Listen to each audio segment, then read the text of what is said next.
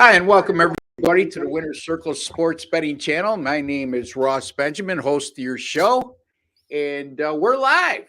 And I'm glad you could join us today. And don't forget, folks, chime in with all your questions and comments right now. My cohort, Sean Higgs, is with us. Jesse Schule just jumped in here. So the triumphant trio is together once again. Boys, uh, great weekend of football coming up. Looking forward to it. Sean, how are you?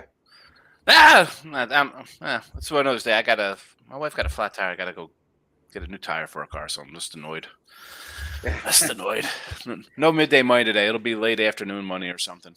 Yeah, well, that's okay. I mean, you're going at it 7 days a week. I think the people who view your show should be a little patient in that regard. I would say. I know. It's just it's come on. Yeah. As time long for as you this don't have a nonsense. flat tire with your picks, Sean, we're all good. Yes. We're going to be talking NFL today, and each one of us will have a free pick. Jesse will be covering the Bucs and the Saints. I'll be covering the Rams and Colts, and Sean will be looking at the Patriots and the Cowboys. But before we get to all of that, Jesse, how are you, my friend? I'm doing not bad. I was a little bit frustrated that I couldn't get my beach background fired up right away, but we're all good now, and feeling the pressure this weekend though. That's if there's a downside to going 8-0 with your NFL and college picks, it's you can't do any better than that, and you set the bar a little bit too high for yourself. So we'll see how we do this weekend. Nobody's perfect, as they say, except the guy above, and we're not him. So you just do the best you could do. I know that I went 12-0 that one week, and then last week I went 6-4. So probably you still got complaints going 60%. Yeah, exactly. Well, I didn't do well in the NFL last week. I went 1-4, but my college football is 12-1 the last 2 weeks. But yes, you're right, Sean. As you well know, you're only as good as what you did yesterday. So in this business, and look, you don't survive unless you have thick skin, right, Jesse? That's right. And after you have a big weekend like that, any kind of profitable week following it up is as long as you're not giving it back, right? That's all that you got to worry about. And if you give some of it back, you got to bounce back the following week. We've all had our share of bad runs, bad weeks, bad days. And it's easy not to get out of bed the next morning when that happens or stay away for a couple days. But no, all three of us and all 10 of us at gamblersworld.net, for that matter, we know that we have to be resilient in this business or you don't last. So, again, folks, like to hear any comments or ask any questions you would like right now. Just chime in and we'll get right to it as soon as we can. And before we get to that, just a friendly reminder, if you have not subscribed to our YouTube channel, which a lot of you have, and we're deeply appreciative of that fact, you'll see a subscribe button underneath the video box if you're watching on your mobile device, and you'll see a WC logo in your video box on the bottom right-hand side if you're watching on your PC. Just click on that. It costs you absolutely nothing. There's no strings attached. There's no hidden agenda, folks. You're just privy to some of the best sports betting information you'll find on the internet today. And then take one step further once you subscribe. And if you've subscribed already and you haven't done this, I highly suggest you do so. Go into your settings, hit that alert notification bell for the Winner's Circle Sports Betting Channel, and you'll be notified immediately upon any of our sports betting podcasts going up like today. All right, Sean, let's start with you. The Cowboys and the Patriots. Right now, the Cowboys are a 6.5-point favorite, home favorite that is, and the total is 43.5. How did the Cowboys bounce back after that embarrassing loss at Arizona last week, in which they lose by 12 as a double-digit favorite? And the Patriots, they're a lot better than the 1-2 they've shown so far. They beat the Jets last week. They lose a couple tough games against Miami and their opener against Philadelphia, where they were right there in a position to win and gave Miami a tussle. And we know how good Miami's shown so far. So what do you got for us, Sean? Well, like I said, I do like Dallas, and even at it's line open at like 7.5. And I was like, all right, this looks like a play on Dallas here. You get a embarrassing double-digit loss on the road. It's come down Dallas. You get gashed on defense. You look bad on offense. You're turning the ball over inside the 10, settling for field goals, not converting fourth downs. Uh, uh, Maybe an under as a stronger lean here between the two because of one, the Dallas defense is good. It is a top flight unit, top 2 or 3. I mean, Cleveland's got a really good one. Dallas before last week was probably thought of as the best. They do force a lot of turnovers, but what really pushes this to like a side more than a total more than a side, or either, like I said, I do like Dallas, but total here under. You mentioned the Patriots week 1. You're down 16-0, right? You turn the ball over. It looks like they can get run out of the building. Well, they give up a couple more field goals. They gave up like 4 field goals in that game, the defense, okay, people are down on the Eagles. Well, they new coordinator, some injuries, guys. I don't want to hear that. You still got a good quarterback. You still have wide receivers. They held them in check. The Jet game, no, look, that's just the Jets. We'll talk about that with Dallas, right? Does that even count when you shut those guys down in 10 points? But even a Miami game, 24 points versus a team that scored 70 the next week, 30 something, and in explosive play fashion. I like the under here. What have we seen out of this Dallas offense? Yeah. Jets and Giants, they didn't need it because the defense is turned into half fields, so you could kind of get away with stuff. The Patriots have a defense. Patriots offense is, I think, mediocre and not explosive. Give me the under here. Dallas defense, Patriots defense, Dallas. I said coming in, I thought Dallas. We did a preview. I was like, give me an under on Dallas here. What is this offense going to be with a new coordinator, an older line, and Pollard as a full-time guy? I don't know what we're getting at a new coordinator, and we haven't seen much. Again, you failing. They were in that 15-yard line, field goal, can't convert. I mean, just a turnover in the end zone. Looks typical mediocre Dallas offense to me. Under, what is it down at to? It was 43 and a half. Yeah. Yeah. Give me the under. All right. Patriots and Cowboys under 43 and a half for Sean Higgs is the official pick on that game. But let us chime in here. Jesse, I'll start with you. Any take on this contest here? Yeah, I don't want to have anything to do with the side or the total with the unpredictability of that Dallas offense and how they looked last week. But there's a storyline that I would like to focus on, and that's Zeke's return to Dallas and, looking for any excuse to get involved in a good story. And, looking at it, I think the numbers make sense. They're giving you plus 260 on Zeke to score a touchdown. And that's priced like a backup running back. But last week he did lead the Patriots in rushing. He had 80 rushing yards, average 5 yards per carry. And, he appears to be earning the trust of Belichick. And he might get a heavier workload here against his former team. And I'll take him to, at plus 260. I think it's a decent little, might as well for fun, for pizza money. Yeah. Okay. So Zeke Elliott, that's plus 260 again to score a touchdown, Jesse? Anytime touchdown. Anytime touchdown. So there you go. I don't have a strong opinion on this game, but opposed to my two cohorts here, I'm going to have a little bit of a lean toward the Patriots here. And bottom line is, to me, Sean's right. I mean, Dallas right now offensively is vastly underachieved. Didn't look great against Arizona last week. You go to the Giants game, and they scored 40 points in that game, Sean, but two of those touchdowns came on a defensive interception and another one on a blocked field goal, and they had less than 300 yards of offense in that contest. And then you look at New England, and they've held their own. I mean, they've played now. This will be their third elite defense they've faced in 4 weeks. So their offense, I got to believe, is well prepared to take on these athletic, strong front sevens and just elite defenses. They faced the Eagles, they faced the Jets, and now they're facing the Cowboys. Say what you will about Dallas, say what you will about what happened last week, but at the end of the day, that defense still has a lot of talent.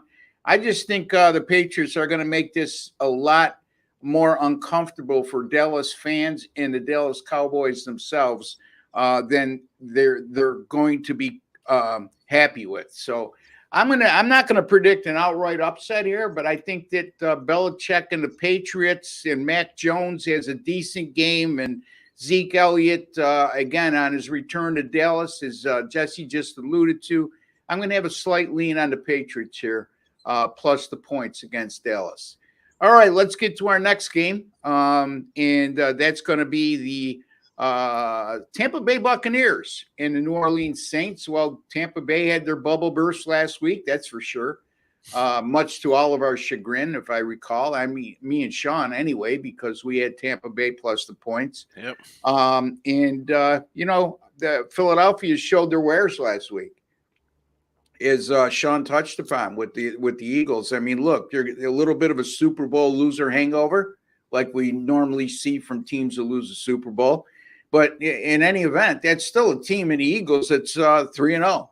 The Saints coming off an excruciating loss, Jesse, blowing a 16-0 lead in the fourth quarter against the Green Bay Packers, lose their starting quarterback and Derek Carr.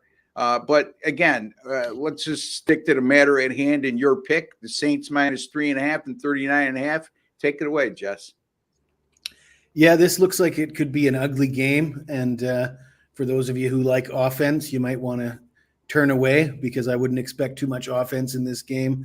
We got a pretty low total here, and for good reason. You look at the last three meetings between these teams: 17-6, the Bucs win; 20-10, Bucs win; 9-0 for the Saints.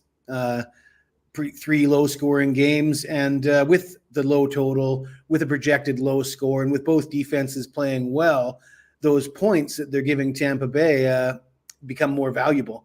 And getting the hook in a game that could easily be decided by a field goal is what is going to entice me to take the Bucs plus the 3.5. And Jameis Winston is expected to start at quarterback. The guy's got 96 interceptions in 87 career games played. I know that for a while it looked like he was correcting those issues, but last year he did play against these Bucs, threw for 236 yards, a touchdown, 3 picks, 25 of 40 passing. That was the 20-10 home loss, which was one of 2 meetings last year. And I think this is going to be a field goal either way. Final score 20-17 is what I'm predicting. That's right around where the bookmakers have it projected. And I think give me the 3.5. All right. So Jesse likes the Saints plus the 3.5. Tampa. Tampa plus the 3.5 over the New Orleans Saints. Excuse me. And Sean, any take for you on this contest?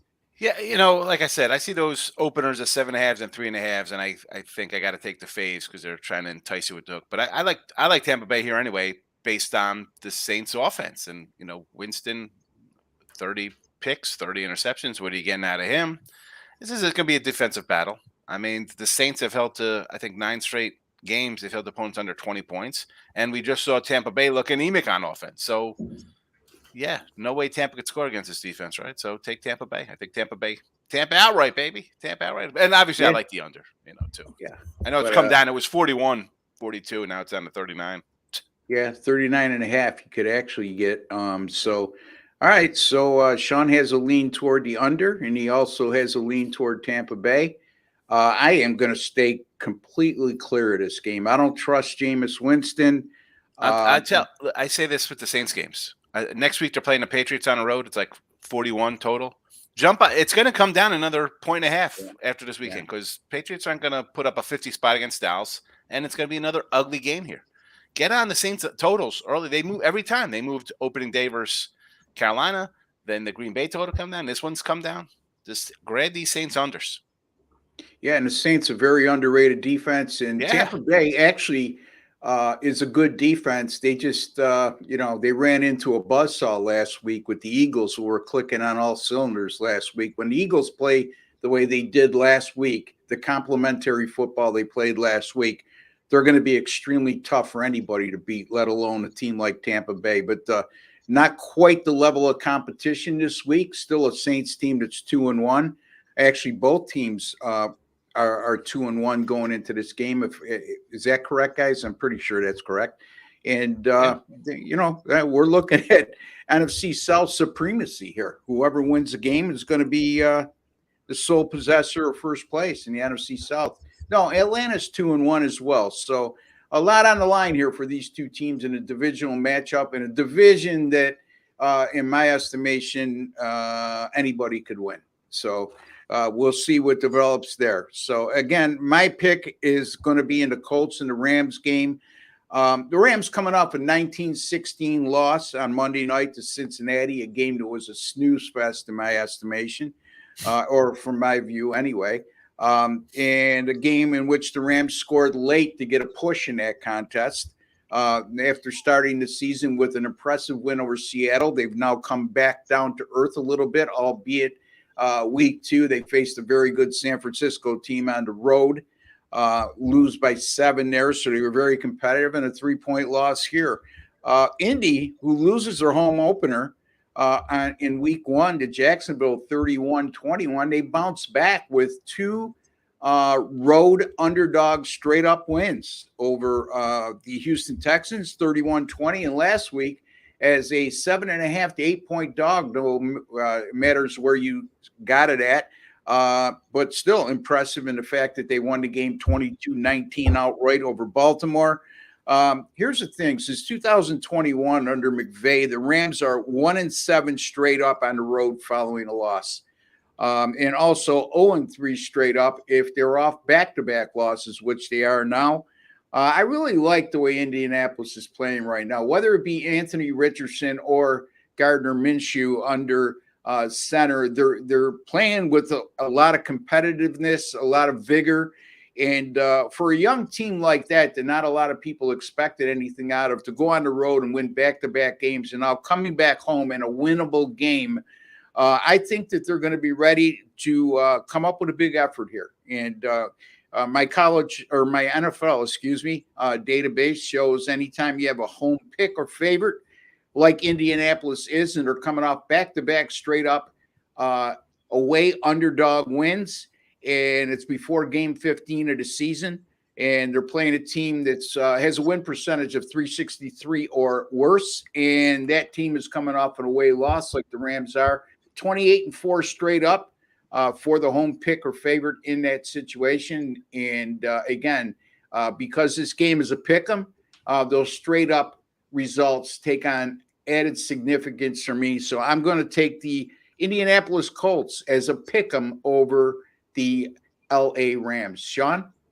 Yeah, I don't have anything on this game, which is rare. Usually I could find something for all games, but I would lean Colts here. And I was on Colts to win this division to start the year because I thought I'd have Minshew and Taylor and, a good kind of veteran, we're angry kind of team after last year's embarrassing. And then you get a rookie out of the gate, running back leaves. I want to take the Colts with you. I do. I'm not high on the Rams. I think they've got lucky in their first couple games. I mean, I wasn't sold on Tutu Atwell and Pikachu Nakua, whatever that guy's name is. We're like, oh, look at no. I think the Rams are a bad team. I think the Colts are good. I still think the Colts could possibly win the South. I mean, I thought Tennessee would be a little better, but I like the Colts here. I do. I don't know why. I just like them for some reason. I don't know why I like the Colts. All right. So Sean agrees with me on the Colts pick, but let's see what Jesse has to say. I don't disagree, but this is one I got to stay off. I did have the Colts last week. I really liked the idea of backing Minshew and getting 8 points in that game. And, I feel like the Colts made me my money, and I want to stay off them this week. I think I mentioned in the last show we did what I consider to be like the pinnacle of handicapping when you're really in the zone is when you can bet on a team one week and then fade them the next week and keep on going back and forth and hitting it right each time. I'm not ready to bet against the Colts this week, but I'm definitely not going to back up and hit them 2 weeks in a row. Well, let me ask you this, Jesse, because I run into this on occasion where you either win with a team and you got to avoid falling in love with what they did for you the week before, or and I think you addressed that already with Indianapolis. And if you lose with a team and all the data and everything points to you taking that team again the following week, and you're just not willing to jump on board again because either A, they disappointed you the week before, and B, God forbid they lose again the following week, they have to hear it from your clientele.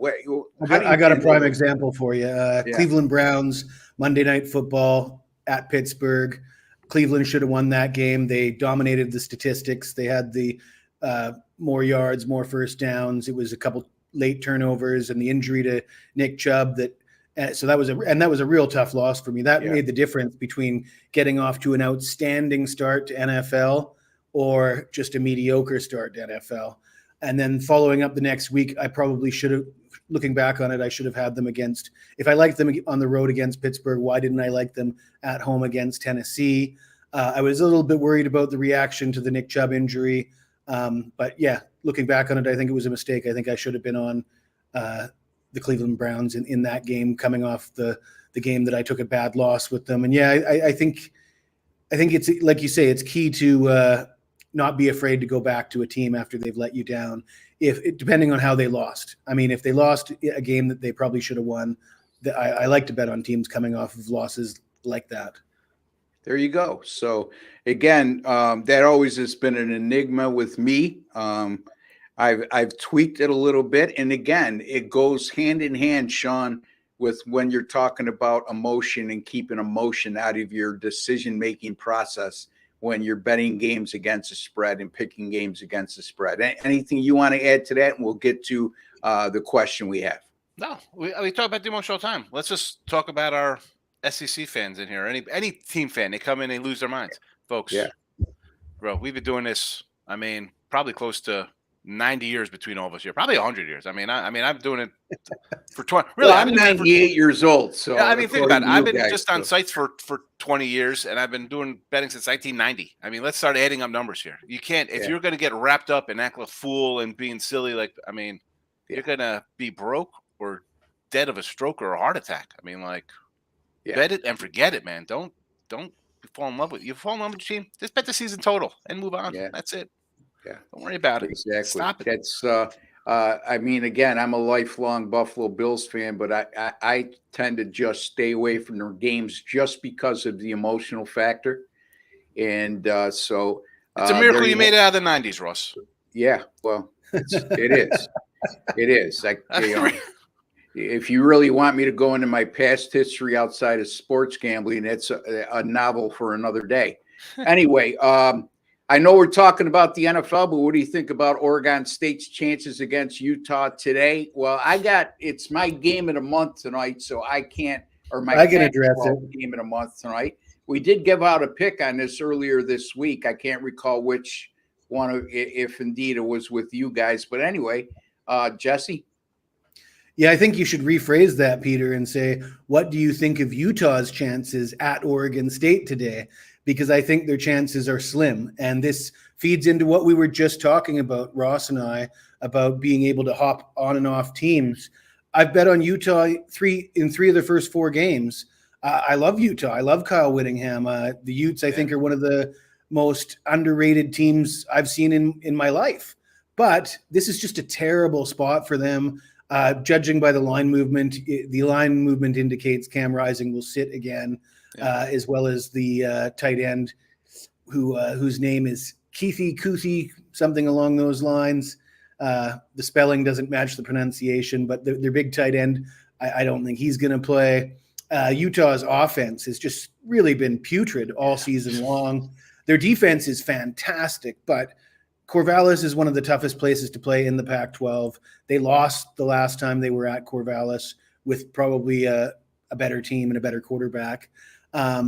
Oregon State can pound that rock. They're big, they're mean, they play strong defense, they're nasty at home, and I think Utah is ill-equipped to deal with this in this situation right here in this game. You kind of missed the boat on Oregon State because it's gone from 3 to 4.5. But if you can, the best price you can get, I think Oregon State wins this game comfortably. That's my opinion on this. Yeah, and again, folks, I have my Pac-12 game of the month on this contest tonight over at gamblersworld.net. You can get it right now with the personal guarantee. If the game does not win, does not cover for you, then you will be credited $49 back to your account, and you could use it any which way you like. But, Sean, anything you want to add? Sean, here's the other thing. These college football injury reports are jokes. Go back to week 1. I think Jesse said this earlier in the week, but correct me if I'm wrong, Jesse, that the status of Cam Rising, the Utah quarterback, he was questionable in week 1. Here we are. This is the 5th game now. You know what I mean? Still questionable. But based on this line, you'd have to believe he's not playing again. Sean, your take. Yeah, no, how could it? The lines moved 2 points, but you saw it, the crazy move. They thought he was playing the other day when it moved. I like the under. I know it's come down from like 46 to a 44, but the Utah offense is bad. What are they going to score? 10 points? And I think the defense is good enough where I don't think Oregon State's going to just like run it up and beat some like 37-10 game. So under for me. Even at 44, I'd still say under. Yeah, I gave out, I believe I gave out the total on this game earlier this week as a free pick. So I have the side tonight, folks. Again, you can get it at gamblersworld.net. It is a big play for me. All right, so here we are. The truth. The truth comes into the equation. Opinions on the Jaguars -3. I was high on Trevor Lawrence this year, but he hasn't played good yet. With yet being a key word, they're going to be taking on the Atlanta Falcons. That game's going to be played abroad, 9:30 a.m. Eastern time start. And Atlanta coming off a disappointing loss to Detroit. Disappointed in the fact that they really weren't in that game. And Detroit dominated them. And you know what, folks? Detroit's going to dominate a lot of people. And Detroit could stop the run. We saw it last night. We saw it in the first 3 weeks of the season already. So anything you want to add to this question here, Jesse? Well, isn't London like the second home for the Jaguars? Yeah. Give them They'll be playing 2 straight games in Europe, if I'm not mistaken. Yeah. They got your Buffalo Bills next week. Yeah. Wow. So, yeah, I don't know. I don't love the Jaguars. Just a knee-jerk reaction. Jags in London seems like a reasonable way to lean here. I don't want to have anything to do with either of these two teams, though. This isn't a game that's high on my list of games to bet on, but if I had to bet on it, I'd take the Jags. Yeah, I like Atlanta's running game, but as we saw last week, once they fall behind and they have to get into being a one-dimensional team to catch up, they're not very good. I'm not sold on Desmond Ridder. Jacksonville to me has been disappointing out of the gate. Again, all right, let's take the next question. The real question is, do you trust DJU against a real defense? And that's a good one. That's a good question. That's why Sean likes the under for that reason alone. And again, DJU is, I don't want to even be try to pronounce his name because I get crucified when I mispronounce Smith. So we won't go there with that. But, former starting quarterback over at Clemson. And Jesse, the word erratic is in the dictionary. You could look it up, but it goes hand in hand with DJU and his performance since he's arrived on the college football scene. He looks like really good one week. And the next week, you wonder why he was such a highly touted player coming out of high school. Yeah, no, I agree with that, and I think it's a serious concern to a certain degree. But DJU has upside. Does Utah's quarterback Nate Johnson? What's his upside? He's been okay. They don't ask him to do much. Can DJU do what he does and probably do it better? I think absolutely. And yeah, for me, I think Oregon State can win this game without DJU playing that particularly well. DJU doesn't have to win this game for Oregon State. He just has to not lose it. And that's always a good position to put your quarterback in. Do you trust Utah's backup on the road? Arbo asked Sean. No, I trust them to do what? Score 10 points? Sure. And the Utah fans are going to come in, well, he was a starter. This is a recruit for the system, blah, blah, blah. If that was the case, he would have beat out Cam Rising. They wouldn't be bringing in a third stringer sometimes to play. It's obviously the tight end missing hurts. The offense speaks for itself. You see the points they're putting up or not putting up. I don't try. Take the under. It's that simple. Don't worry about the quarterback play. It's not gonna. He's gonna come in and light it up for 4 or 5 touchdowns. That's not gonna happen. I think what I just said applies to this as well. Yeah. With DJU, he doesn't have to win the game for you. He just has to not lose it. Well, that's not the situation that Nate Johnson's in here. He has to Nate win Johnson has to do something to get the Utes competitive in this game, and that's probably asking too much, I think. Yeah, and Nate Johnson hasn't been in a position this year yet where he's had to come from behind. Correct me if I'm wrong. I mean, I think the first start he had, he came in. He didn't start the game. He came in relief and scored a late touchdown on the road at Baylor. I believe that was him that did that, but it wasn't him that played the whole game. So counted. And he also played in the fourth quarter of the Rose Bowl and conducted a tie-in drive, I believe. So, but at the end of the day, I'm talking about this year. Correct me if I'm wrong. Even in the Florida game in the opener, UCLA, they were up 14-0. They won 14-7. Utah's been in a position to control the tempo of the game, and it's been conducive to what they can do. They haven't asked him to do too much, is what I'm trying to say. And the guy is a mobile quarterback. He can beat you with his lead, with his legs. So, again, good question, but hopefully we answered that to this is also against Weber. They put up 31 points. Like some teams put up, you play a cupcake, they're putting up 40, 50, 60 points. Even the smaller schools like Mid-Tennessee, they drop crazy numbers. They put up 31. Yeah, I think that the miracle cover you're talking about is the game that Jesse just mentioned last year, because I don't recall any miracle covers. No, it was this year. It was this year at Baylor. Okay, I think it was right. An You're right. Okay, it was an interception. So I mean, I think the Utes were losing the game, and they scored 2 touchdowns in the last 3 minutes. So I and aided by turnovers as well. Yeah. So they scored a touchdown to make it 10-10. And then on the ensuing drive, Baylor threw an interception, and boom, boom, they were down 17-10, blowing a 10-3 lead in the last 3 minutes of the game. Correct. So I stand corrected. So good question, Arbo. And yes. All right, Star Child. Hello, guys. Good morning. Faux Glad show. you could join us, Star Child. Thank you for chiming in. Arbo, thank you for your question. Peter Ray's, who's been a very loyal follower, thank you as well. And also thank Lul Chauncey, one of the best names in sports betting, Lul Chauncey. There you go. What do you guys think of this BYU line move from a -3 to now a +1, plus even 2? I saw 1.5. Really, what is fishy. up with that? Yeah. What am I missing here in this game? I said the same thing. What is this about? I said the same thing, Sean, because initially I was going to go with BYU, and it just scared me away.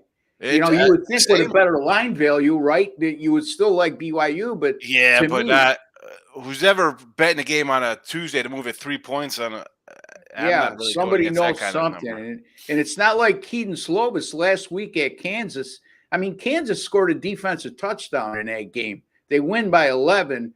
But and I was happy because I had Kansas in that game -9. But they had 2 defensive scores in that game. Kansas they opened up the game with a fumble, and they had an interception for a touchdown too as well. So yes, you're right. 2 defensive touchdowns. Keaton Slovis threw for 374 yards in that game. So Jesse, your thoughts? To be honest, I didn't really look at this game. I guess that's tonight's game. I would. Without any knowledge of why people are betting against BYU. I like BYU. I like them at home. I'm not too high on what Cincy's been doing so far. Slovis looked decent to me, and I don't think Cincy's too tough a competition. I'll give me BYU. I mean, is it the defense? All right, they lose 20-6 last week to Oklahoma, but is it like, oh, they got a good defense? They gave up 31 to Miami, Ohio. I'm trying to figure out what is the allure here to go to Cincinnati. Yeah, there's something really fishy about that line move, Sean, and I agree with you. And that was a great point. A great topic. I will speculate on that, Sean. It's kind of like what I said about Utah. I mean, Utah is the back-to-back Pac-12 champs. But you got no quarterback. No, I'm not talking about this week or even this season. I'm talking about like the aura, how people view the program, right? People don't talk about Utah in the same light as they talk about Oregon and USC. Yeah.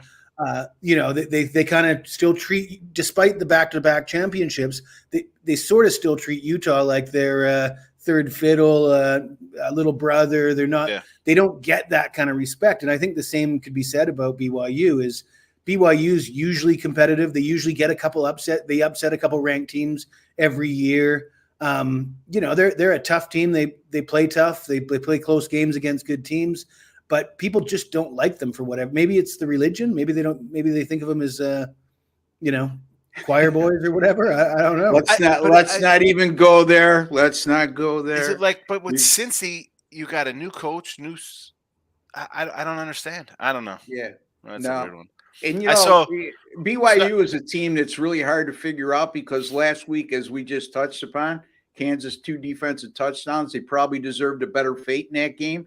And then 2 weeks before that, the week before that, I should say, they go to Arkansas and win 38-31 in a game they were totally dominated in total yards. So in a game they probably didn't deserve to win. So really hard for me anyway to put my finger on how to gauge BYU.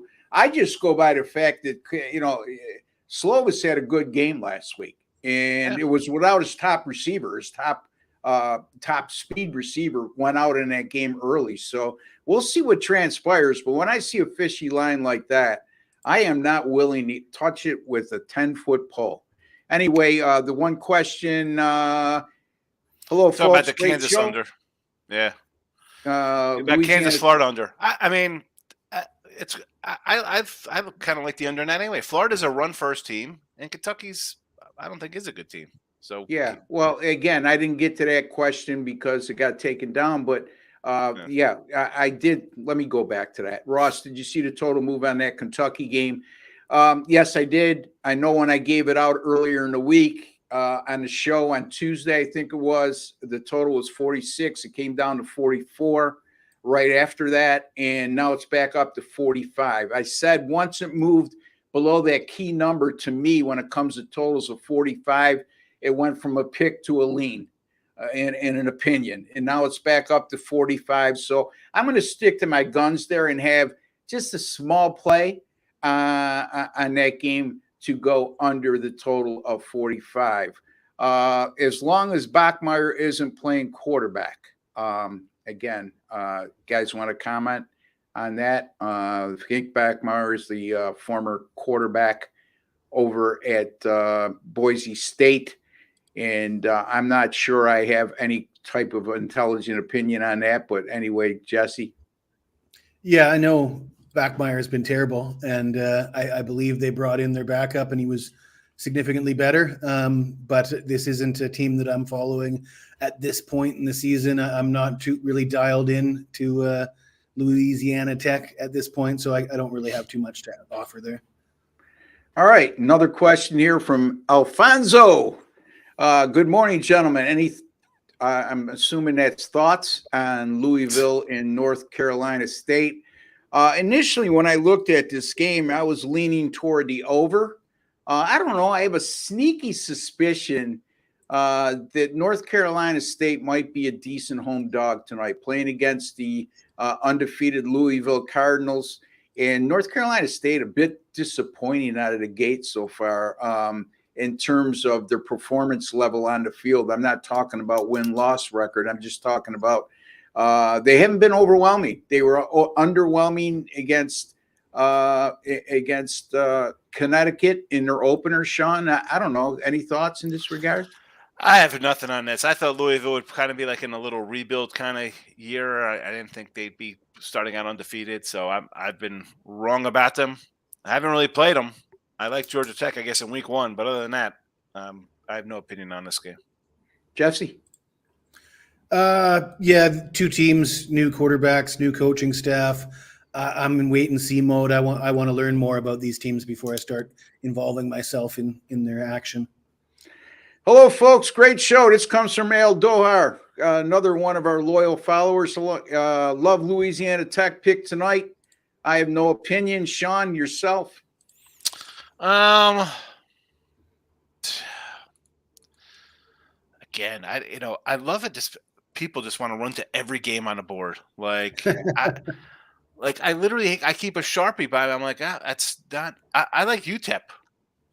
Yeah, and I would lean UTEP here. Give me the old UTEP 2-step here for my guy Hardaway, old school. UTEP 2-step. What about UTEP you, Jesse? Are you doing the 2-step UTEP tonight? No, I'm staying away from all that stuff. Everyone's gonna be on Tech, right? Because it's UTEP. Yeah. I'll take some UTEP action. Give me UTEP. UTEP, it's virtually a pick'em game. UTEP's been horrible this year. And Louisiana Tech's not the Louisiana Tech of old. And like Sean said, there's better options even on a 4-game card like tonight. So, all right. So another question here coming in from Star Child. Do you guys believe that Georgia Tech should be favored by 22 with a little laugh out loud? It's hard to believe. Yeah. But you know what? I think this is a pretty honest line. I'm not a game I'm going to use. Certainly, because I'm not willing to take the underdog here. And Georgia Tech is, if anything else, guys, they've shown a little better offense than I expected out of the gate. Sean? Again, I mentioned Louisville. I had them week 1. They were like a touchdown or 8-point dog. They scored 34. They lost 39-34. 48 versus South Carolina, 23 at Ole Miss, and 30 at Wake. So, yeah, they should be favored by 22 here. Don't be scared. Yeah. I mean, Bowling Green, 6 points at the last 2 games, Ohio and Michigan. Eastern Illinois, 38. That doesn't count. That doesn't count to me. And Georgia Tech's better than Liberty. So I don't see these guys putting up 10. BGs are bad. There's no air in the Falcons' wings. Yeah. I kind of like the over a little bit, but I'm not a pick I'm going to use on my premium side. I just don't trust Bowling Green to score, do their fair share of scoring in that contest. All right, Tom wants to know, let's try this again. Your thoughts on Illinois, guys. I'm sorry, Tom. You got lost in the shuffle here, and we appreciate you chiming in. And I know that you've been a loyal follower as well. Guys, go ahead on this Illinois game, which is another virtual pick'em game. Sean, your thoughts? I think it was Purdue last Friday against they were a little dog there against Whiskey at home. And they got crushed. Yep. They got crushed. And I was thinking, why is that line so low? I'm not an Illinois guy, but I don't think I kind of like Illinois just because they have a little bit of a system in place under Belima. I'd lean Illinois. Purdue's lost now back-to-back home games. This team, you had a total redo, right? You have. How about an under? Because the Illinois defense coordinator and the whole crew went over to Purdue to take over that program. So maybe they have some insights on that. That's why they're probably at a pick 'em or a small fave. But again, I was expecting much out of Purdue all season. Why would I want a 1-point fave over the mentor or student kind of matchup? This isn't like Purdue or Alabama, Georgia. We're like, oh my goodness, it's teacher versus student master class of football. Illinois, Purdue. Come on, Tommy. You're in PA. What are you doing here? Penn State in a route, maybe. Come on. Don't worry about this game. Well, it's a good question anyway. I know. It is a pick-em game, and it's a tough choice. And when it becomes a tough choice on a Saturday when there's 66 other games. What are you doing? My suggestion is to move on to better value. But Jesse, Go across the board. Take Maryland. Here's the Purdue team. So far, they've lost to Fresno State at home. Fresno State right now is undefeated and nationally ranked, if I'm not mistaken, in the top 25 or 24. Also, they lose to Syracuse at home, 35-20. And then last week, they just were non-competitive at home against Wisconsin.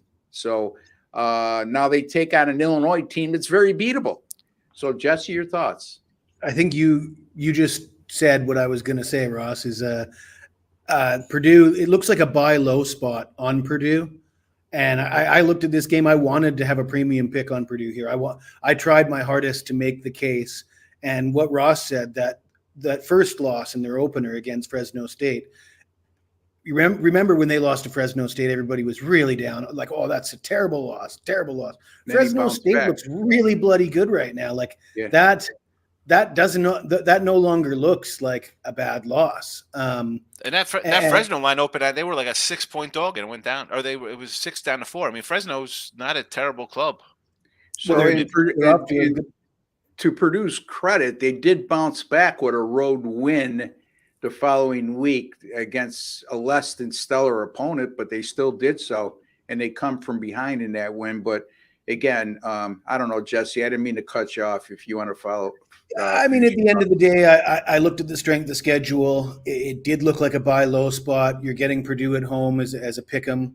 To me, that's where the value would be, but I just couldn't convince myself. There was too many shortcomings. Hudson Card hasn't shown enough. Like, he hasn't shown really much promise at all. The defense, with the new defensive coordinator coming over from Illinois, should be better than it is, and they haven't figured that out yet. Maybe they don't have the personnel. So as much as I went into it wanting to make the case for Purdue, we've discussed how I do it, right? I try to make a case and I pile up evidence, and if it stacks up high enough, I take it. Well, the stack wasn't high enough for me with this one. Yeah, good way to put it, Jesse. Eastern Michigan versus Central Michigan, -6.5. If I had a lean at this juncture right now, I would take Central Michigan. Eastern Michigan is horrible in my estimation. Coming off a shutout loss last week. Central Michigan coming off an upset win last week at home. I think Central Michigan will be a contender in the MAC. I think they played the tougher schedule thus far. My small lean at this point would be on Central Michigan later points. But Sean, any thoughts in that regard? I agree. I mean, yeah, a big upset last week, but they were competitive versus Notre Dame. Yep. New Hampshire, whatever. Competitive against Michigan State. Although not Michigan State's a great team, but that's a step up in class. And they got shut out by Jacksonville State. Yeah. Oh my goodness. Yeah, they're not very good, and they can't score. 0 points, 19 and 6. And you said the keys right there. They did come off that upset win at home last week. Central Michigan, I'm alluding to. For a half, they were right in that Notre Dame game on the road. And in their season opener at Michigan State, you're still facing a Power 5 school on the road, and they were competitive in that game, even though they did not cover. But they didn't get blown out either. So they faced a tougher competition. And they've proven that I like it. To me, on paper, and based on early results, they're the better team in this matchup. And I would have a lean toward the -6.5 here. You know what? I'm coming in here on Central Michigan. I agree here. And they lost, and Eastern Michigan beat them last year, first time in a bit. Let's go, little Chippewa power here in the MAC. Any thoughts on Air Force -10.5 at home? Rocky Long isn't at San Diego State anymore, and the defense doesn't look the same. This might get ugly. Air Force quarterback executes the triple option to perfection. Air Force looks awful good out of the gate. San Diego State coming off that narrow 3-point loss against Boise State. I say narrow because that was the final result. Remember, folks, they were down 10 and scored an, oh, by the way, touchdown with 42 seconds left in the game, which was my only loss in the last 2 weeks. So in college football, that is. But any thoughts, Sean? Yeah, I'd lay it with Air Force. Yeah. I mean, quarterback runs it to perfection. That's all they do there. They better run it to perfection. It's the Air Force Academy. They're gonna do it. They're gonna do it right. They're gonna look sharp, get it done. And throughout the years, Jesse, Air Force, as much as they're a triple option offense, and Army and Navy are triple option offenses in past years as well. Both Army seems to have evolved this year into a little more balance, if you want to call it that, and Navy is attempting to throw the ball more. But Air Force has always had a quarterback that actually could stretch the field vertically on occasion. And it's not a flutter ball like you see a Navy and Army quarterback in the past. When they did decide to pass the ball, it left a lot to be desired in terms of arm strength. But any thoughts, Jesse? Yeah, I mean, I think he makes a strong point. It looks like we've seen the Aztecs decline, and betting against them right now is probably a good idea. I don't get too excited about laying double digits with service academy teams, but it does look like a good spot for Air Force. So I won't talk anybody off of it. All right. Boy, the questions are flying in now. From San Diego State, terrible offensively. Yeah. Questions are coming in now, guys. Sean, thanks for the input with UTEP. Tomorrow I like Buffalo -2.5, Old Dominion +14.5, and South Florida +3.5. I can't wait for Sean to answer the questions on these three high-profile games. I mean, I thought Buffalo was I think they're a dog tomorrow. They're not favored. They're a dog at Akron. Yeah. And Buffalo coming off a really tough loss last week at Louisiana Lafayette, losing that game in overtime, 45-38. I mean, Akron is Akron, so Old Dominion, certainly not one of the better Old Dominion teams we've seen for a while. South Florida, nice win last week, very competitive against Alabama 2 weeks ago. Jesse, any thoughts? The South Florida, I don't like it. I think playing on the road at Navy is a tough spot for them. Often the weather can get ugly in Annapolis. It looks like a game that, I wouldn't want to back the road team there. Yeah. Do you believe Syracuse can hang with Clemson? I absolutely believe they can hang with Clemson. I believe that Jesse gave Syracuse out +7 as a free pick earlier this week on our show. And again, Clemson, here's the thing. We talked about this yesterday, guys. Myself, Kyle, and Doug. And Kyle said, just interested to hear you guys' opinion on this. Do you put more emphasis on a look-ahead spot where a team may be looking ahead, or on a letdown spot?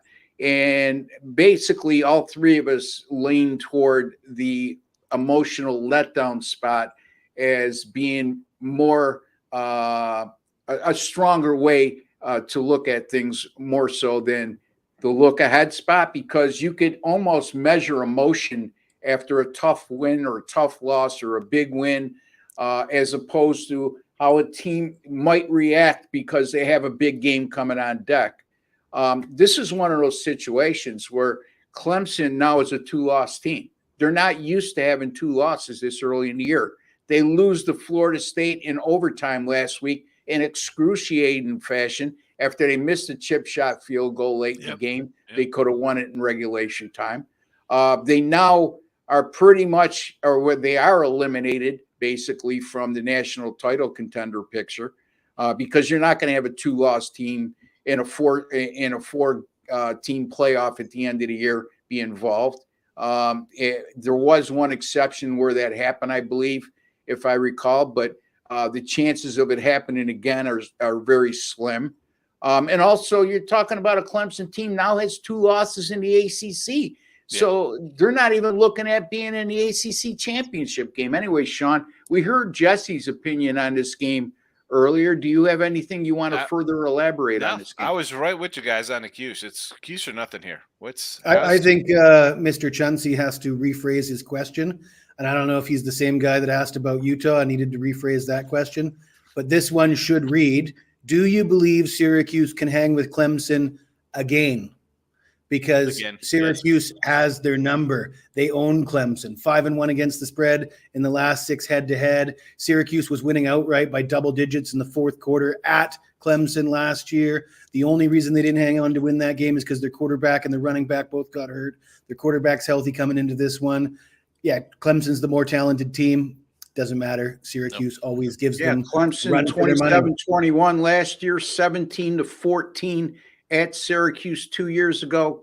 To go even further with that, Syracuse is 3-0 against the spread in their last 3 and 5-1, like Jesse said, in their last 6. That's against the spread. The Orange have only won one of those 6 games straight up, but the point being is they've played Clemson awfully tough.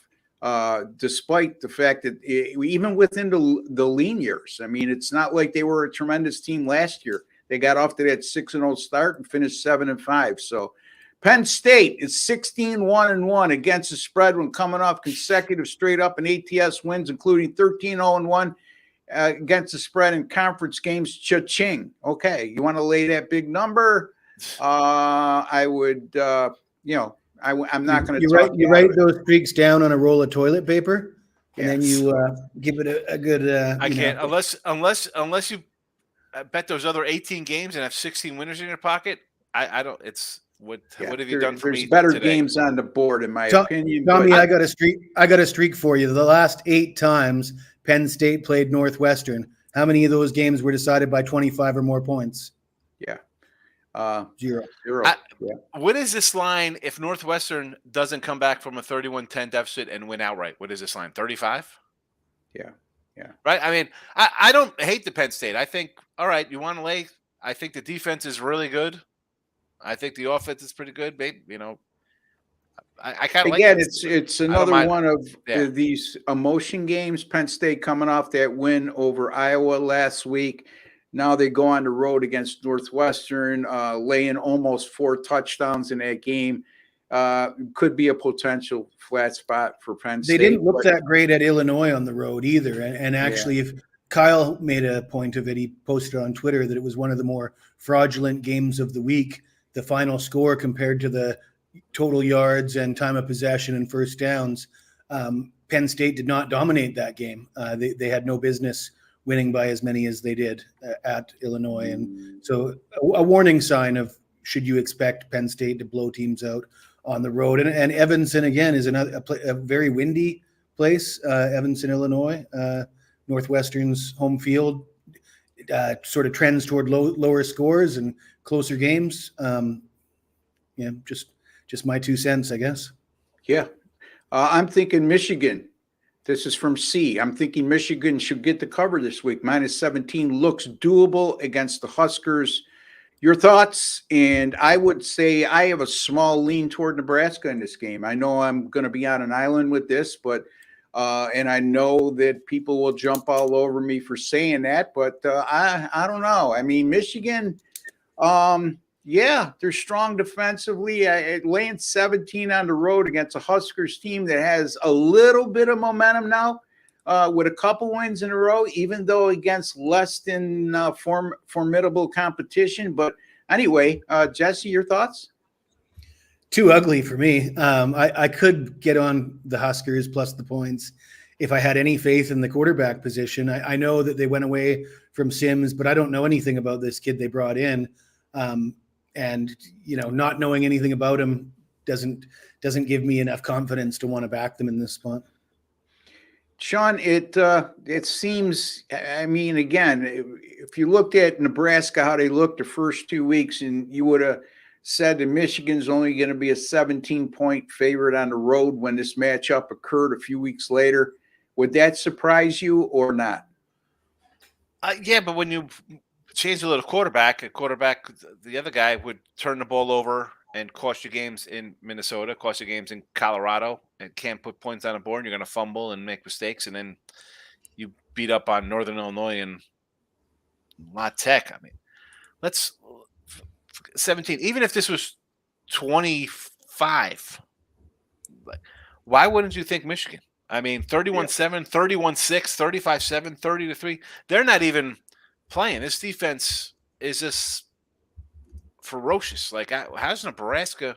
What is this game going to be? 30. The total in this game tells you to take. I've heard he looks like Jesse. I'm not laughing at you, Sean. I'm laughing at who the quarterback from Nebraska. Yeah. I see this low total, and I just think it's going to be another Michigan 33-6 kind of game, 33-10. You know, like it's just going to get there.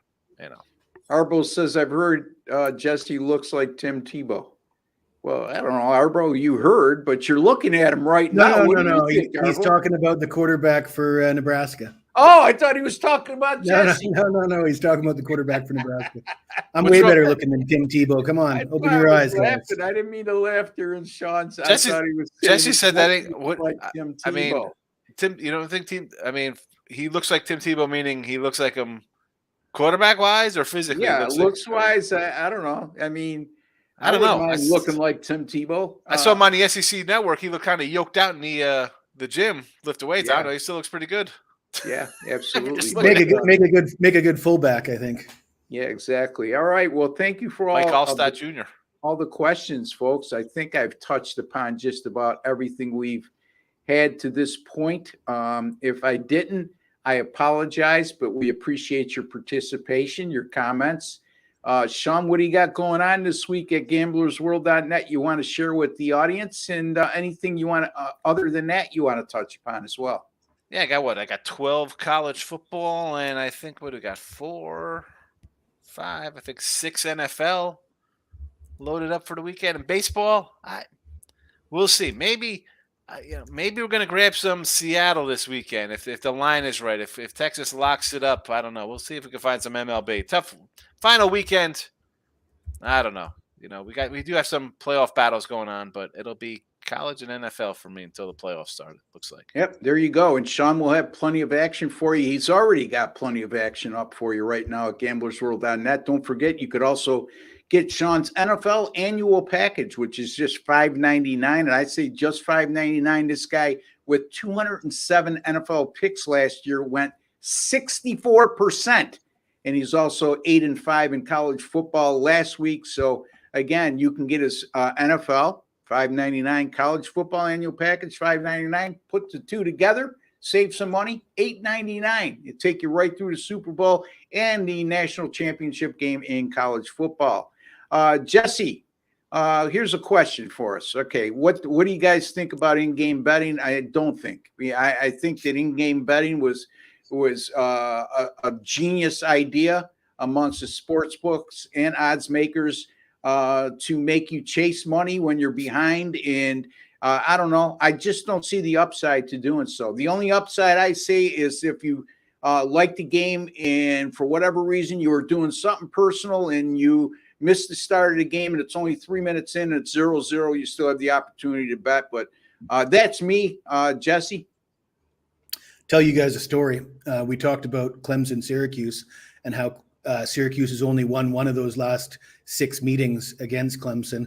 Well, that one meeting when Syracuse got the upset, Syracuse had the lead in the fourth quarter with 3.5 minutes left, and they were giving like 3-1 odds on Syracuse to win the game on live betting just because nobody believed that Syracuse could hold on and win that game. Everybody thought as soon as Clemson gets the ball, they're going to go, you know, and I actually cashed a ticket live betting plus big money on Syracuse, despite the fact that they were winning the game. I think they were winning by 1 or 2 points. But anyways, I will say that I think it takes extreme discipline to get involved in game betting. I think you should basically be watching games, and for every 10, 20 games you're watching with your finger on the trigger, you pull the trigger once when you see them make what you perceive to be a brutal mistake. And if you don't see any brutal mistakes, if they're not offering you any extreme value, you need to stay away, because in-game betting could be a disaster for your bankroll. But I do think that if you watch 20 games and you got your finger on the trigger, at some point during those 20 games, you might see a golden opportunity like I did in that. Yeah, there you go. So again, Jesse's talking about an isolated situation, and in our industry, we're not able to give out picks on live betting because we wouldn't sell anything. So I guess I have a little old school thought process when it comes to that. Sean, before we get to our next question, any quick thoughts on that? Yeah, I'm not really into that unless I'm watching Yeah. the game, and that's Yeah. for me. That's going to be a playoff game or a Super Bowl. I'm not just watching games to live bet. I think I see a lot of people, at least when they come into the midday money, the live betting in NBA. And that I perfectly understand because the NBA is a joke. Teams up 25, they lose by 4. You know that. But again, I feel like I said, you're just doubling down on a bet that you're going to lose anyway, and your $5 bet or 500, whatever your average bet is, just multiplies. Average person, you don't have discipline to do that. They don't. No. I mean, like, let's be honest. And you're not Jesse Schule either, because when Jesse's telling you what he did in watching 20 games, Jesse's a pro. Okay, if you're just somebody who does this on a novice basis or likes to just bet on sports, your perception and your awareness of a key spot like Jesse just alluded to is not going to be what his is. So just keep that all in mind. That's the difference, Ross, because a pro could sit in front of their setup with 8 or 12 TVs and watch and kind of see what's going on and watch a flow of a game. The average person doesn't have a setup like that. You know, they're out with their friends, drinking, having a good time. Oh, I'm at the game. I'm going to bet it. Okay, they love you. They love that kind of stuff. And especially if you're down money and you got a sure loser on another game that you're getting blown out at it and you're trying to catch up by making a live bet elsewhere. Anyway, early week 5 predictions from YouTube wrestling community is fake. Wow. That's a good one. I'm surprised comments like this even make it up on the screen, to be honest with you. Yeah, well, Commanders, Bills, Titans, Saints, Ravens, Falcons, Dolphins, Bengals, Eagles, Jets, Chiefs, 49ers, and Packers. Did you miss anything, sir? I'll take this one because I'm the one who's always on a Thursday, a week ahead of time, looking at lines.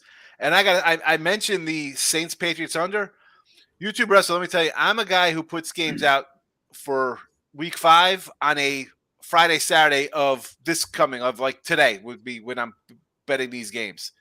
I really don't like any of these games coming up. I'm looking at the schedule. I'm like, wow, nothing really jumps at me where I'm going to move ahead of time. I mean, Bears and the Commies on a Thursday night. Do you really want to get involved with that game? Yeah. I mean, that's just a pass for me. I mean, and me and Jesse aren't volume bettors like Sean. And if Sean tells you that, and he's very good at volume betting, I am going to trust what he says in that regard. And I bet last week I bet 5 games on a Saturday for this weekend coming up in NFL football, and for one side 4 totals. Every total moved. Well, we're talking about like Tampa Bay game. I had 4 totals. They all went down. So I'm pretty good at trying to find a spot. Nothing other than that Saints game. I haven't even bet it. I don't know YouTube, and I'm a guy who looks at that ahead of time too. So good luck. Here's Arbo chiming in saying, Jesse, give us a halftime speech at the end for the rest of our lives. Get the community fired up for the weekend, Tebow style. Well, Jesse does that every show, folks. It's just called. What do you do with the like button, Jesse? Smash that like button. There's a halftime speech. And yes, folks, hit that like button. Add a few words. Token of your appreciation for the work, time, and effort we put into giving you a quality product on this channel, on our podcast, and make you a smarter sports better today than you were yesterday. One more question. SoCal, PR losing a lot. Drake Gonzalez. Drake, which one is translate this? that for me. I'm guessing Southern Cal? Yeah. Public Relations Department? Losing a lot. Okay. Yeah. All right. So they win by 30 this weekend. If Colorado's within 30, I'm still going to be shocked. All right. Randy Ploss chimes in. I heard Auburn can't pass. Georgia's great against the run. So Georgia, the points.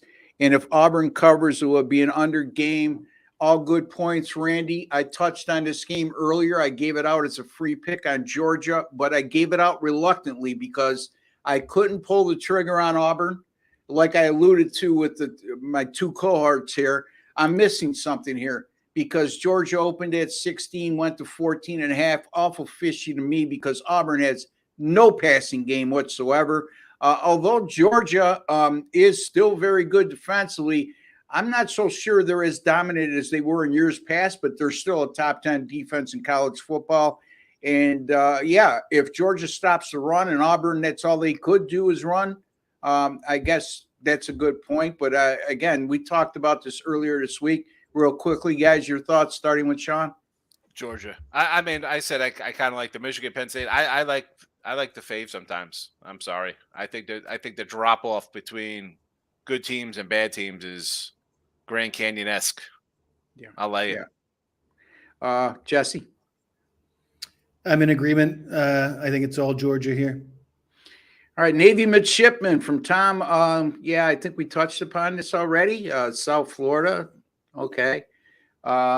Navy is a small favorite in this spot. I believe they're 3.5, if I'm not mistaken. Not a game that I'm willing to touch with a 10-foot pole. South Florida, like I said, coming off a win last week, as I recall, and then the good performance, they put up a fight against Alabama. I think a lot of people remember that. And Navy is Navy. Navy is at home as a small favorite, but again, I'm not crazy about Navy. It's certainly not the teams I've saw back in the Paul Johnson era, or even with the prior coach, or even over the last 5 years or so. So, any thoughts, guys, real quickly? Navy, no opinion. Got nothing on Navy USF. Okay, and Jesse, tell the folks what you may have coming up this coming weekend in college football, the NFL, Major League Baseball. Anything you want to touch upon, and I know you got some hot streaks you want to share. All right. Well, let's see. 8-0 with all football last week. That's college and pros combined. 9-0 with college football the last 2 weeks. 9-0 with college football sides dating back to the national championship game last year. 73% with all football, which includes CFL. And I'm also, we don't talk about CFL in this show, and nobody really talks about CFL, but that's a big moneymaker for me. And I do have a play in the CFL tonight. I've got a baseball play tonight. I got a free pickup on the Oregon State-Utah game. I think I've already told you how I feel about that one, but if you want to read it, it's available on the website, gamblersworld.net. And aside from that, not much else to add, I guess. Yeah, there you have it. Jesse off to a great start last week, 9-0 between the NFL and college football. Always very good in the month of September for sure. And, we have a couple more comments here we'll touch upon quickly. Drake Gonzalez, Temple defense was on roller skates last night. So now how do we look at Tulsa? We look at them the same as we did before the game started. They're not a very good team. They played not a very good team, and I wouldn't overreact to more or less a lopsided win over not so good Temple team. Love the show, guys. Quick thoughts on Eagles minus 8.5 against Washington. Washington was embarrassed last week. The Eagles look real good. I don't know, danger spot or not, guys. I wouldn't take Washington. Yeah, I wouldn't take Washington. All right. So, and then Cal minus 12.5 against Arizona State. I would have to lean toward Cal here. I think this is a really heavy number. I think Arizona State's horrible. I know that they were somewhat competitive against USC, 42-28. I think that's more a component of USC not being very good defensively and being terrific offensively, and also a flat spot for USC. Guys, any thoughts? Under. It would be a premium pick for me if you could get it at a slightly better line. I looked at Cal and I thought, man, I'd like to back Cal here, but it doesn't seem like a great value at that price to me. This one I'm going to give to Jesse because he seems to be, out of us three, the one who really looks at this kind of stuff. Are the Eagles 18-2 against the spread in the first half since the start of last year? Seems like they are around that one. I don't know, Jesse, any thoughts in that regard? Well, I haven't investigated that. So if you're asking me a question and you're not making the statement, there's not much I can really say. If it feels to you that they've been a good first half team, I mean, they've just been a good team all the way around. They've certainly been a good first half team this year, but indicate what they did in the past, it can only indicate so much what they're going to do in the future. and I wouldn't. I would look at the matchup heavier than just that a trend. Yeah, a trend such as that. And if you're I'll going to go back to my speech about stacking up. If it's Yeah. if everything else falls into piece when you're stacking it up, fine. But if that's all you got, disregard. I would say that you're onto something there with the Eagles first half, because if indeed I was going to even entertain that, I would look at the fact that Washington was down 16-0 at the half against Buffalo last week, and it probably should have been worse than that. The week before, they were down at the half against Denver. They had to come back and win. In their opener, they were down against Carolina and had to come back in the second half to win. So, yeah, maybe you're onto something there. And then AJ said, love y'all's show. Watch every Friday morning before and during class. Well, thank you. We appreciate that, sir, and we appreciate you. William chimes in with great show, guys. Thank you for all the hard work. Well, thank you, William. Without people like you, our show would not survive. All right, myself at gamblersworld.net. I've gone 11-0 the last 2 Saturdays in college football, 12-1 in college football overall the last 2 weeks. One with the Detroit Lions last night, quite easily. That makes me 19-5 in the NFL and college football combined since September 14th. College football also going back to December 2nd of last year on a 34-15 run, 69%. All sports right now, folks. I went 2-2 yesterday. Boy, I lost a tough one, guys. I had Texas last night against Seattle, and Seattle hits a 2-run double to win the game 3-2 in the bottom of the ninth. But I've won some like that too. 31-9 with my last 40 in all sports. That dates back to September 12th. Back to August the 4th, 79-45 in all sports at gamblersworld.net. That's good for 64%. Major League Baseball, despite a 1-2 day yesterday, still 14-3 with my last 17-50, 46-24 with my last 70 in Major League Baseball at gamblersworld.net. You can get all my picks. I would suggest for all three of us, you have options of a 3-day, 7-day, or 30-day subscription plan where you'll get all our picks during that duration of time, no matter what you choose. And the best part of all those subscription plans, 3-day, 7-day, 30-day, we guarantee them. If you do not make a profit, you do not win, then we will credit your account back the exact amount of your purchase price, and you can use it any which way you can.